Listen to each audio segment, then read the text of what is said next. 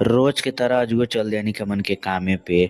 ओकर बाद पहुंचनी के लिए ओकरा ला पतरा तब फोन करके बोलैनी के तब खुलल शटर ओकरे बस लेने के ला पम पतरा करे बस चल देने के। आ हमन के खाना बनल नहीं रहल त हम कहनी लावा टिफिन कैले के।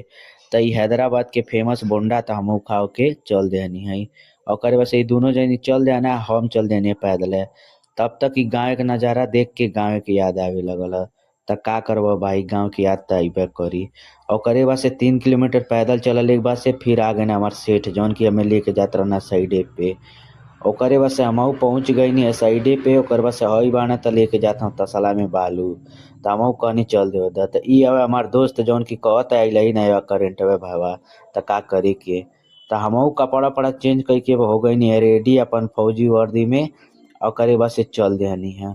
ओकरे बाद से हमहू लगनी सेल्फ खींचे। तब मिलल जाई नेक्स्ट वीडियो में काहे की वीडियो बना नहीं पाएनी भाई काम करत के समय।